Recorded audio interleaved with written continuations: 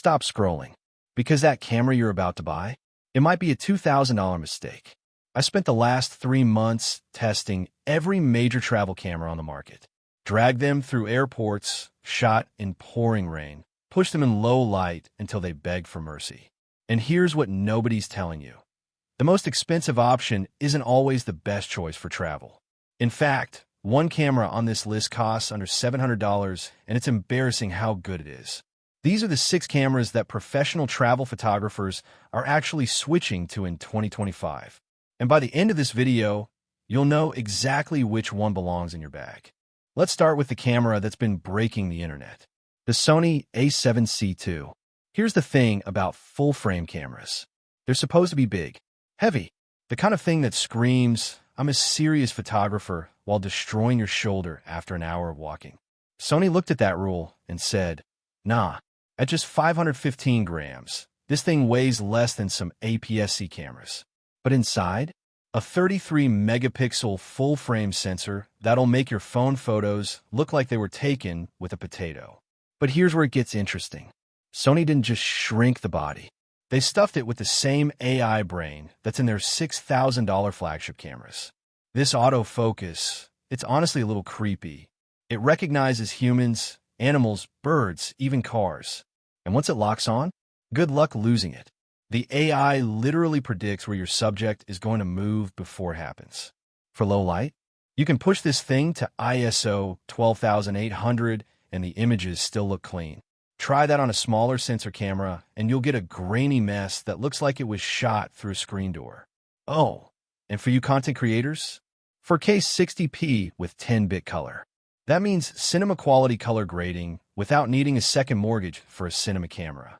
Professional travel photographers who refuse to compromise on image quality but don't want to feel like they're carrying a brick.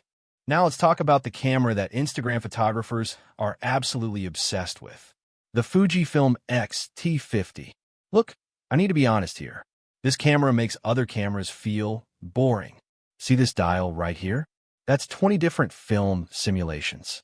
And I know what you're thinking. So what? Every camera has filters. No, not like this. Fujifilm spent decades making actual film, like the stuff that used to go in cameras before we all went digital. And they took all that color science, all those beautiful tones photographers used to pay premium prices for, and baked it directly into this camera. The result? JPGs straight out of camera that look like you spent an hour editing them. Classic chrome for that moody street photography vibe. Velvia for landscapes that pop. The new Reala ACE for the most natural skin tones you've ever seen. But don't let the retro looks fool you. This thing has a 40.2 megapixel sensor. That's more resolution than a lot of full-frame cameras. And here's the kicker, because it's APS-C, all your lenses are 50% smaller than full-frame equivalents. Your camera bag just went on a diet. For video people, 6.2K recording with 13 stops of dynamic range. We're talking cinema camera territory in a body that fits in a jacket pocket. Creative souls who want their photos to have character straight out of camera. Street photographers. Anyone who's tired of spending hours in Lightroom. All right, this next one is for the adventure junkies. The people who look at a do not enter sign and think suggestion. The OM system OM52 is built like a tank. And I mean that literally. Most cameras say they're weather sealed. You know what that usually means? Please don't get me wet. This camera has IP53 certification. That's an actual tested, certified promise that you can shoot in rain, dust storms, and temperatures that would make a polar bear complain. And the weight? 366 grams. That's 40% lighter than most APS-C cameras. For hikers and backpackers, every gram matters. This camera understands that assignment. But here's the feature that made my jaw drop. 7.5 stops of image stabilization. That's not a typo. 7.5. I shot handheld at 1-second shutter speeds, and the images came out sharp. That's insane. Most cameras would give you a blurry mess that looks like you were photographing during an earthquake. And the computational tricks? Built-in live ND filter. No need to carry extra glass. 50 megapixel high resolution mode. Focus stacking for macro shots. This little camera has more features than some laptops. Hikers, backpackers, adventure travelers, and anyone who shoots in conditions that would kill a lesser camera. Here's a question. What if you could only travel with one camera that does both photos and video at a professional level? That's the Sony A7C II. And honestly, it's a bit of cheat code. Sony took the autofocus system from their cameras that cost more than my first car and put in a body that fits in your hand. We're talking the same AI that wedding photographers trust for once-in-a-lifetime moments. The subject tracking is ridiculous. Eyes, faces, animals, birds, it locks on and refuses to let go. Miss focus on a critical shot? Not with this camera. Now let's talk video. 4K at 120 frames per second. You know what that means? Butter smooth, slow motion that looks like it came from a Hollywood production. Content creators, this is your weapon. 10-bit color, 6K oversampling, log3 for color grading. I'm throwing around professional terms here, but what it really means is this. Your videos will look expensive, even if you have no idea what you're doing. And unlike some video-focused cameras that overheat after 20 minutes, Sony redesigned the thermal management. Record until your memory card cries for mercy. Content creators, YouTubers, anyone who needs professional video and photo quality without carrying two separate cameras. Remember when I said one camera on this list costs under $700 and it's embarrassing how good it is? This is that camera. The Canon EOS R50 has no business being this good at this price. And I think Canon might have made a mistake in your favor. See, they put the same Digic X processor from their $6,000 flagship cameras into this little guy. Same brain, fraction of the price. It's like finding a Ferrari engine in a Honda. Dual pixel autofocus that actually works. Subject detection that keeps up with cameras twice its price. 12 frames per second continuous shooting. At 375 grams, it's one of the lightest mirrorless cameras you can buy.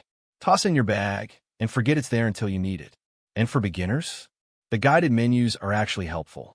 Not the confusing mess you get with most cameras.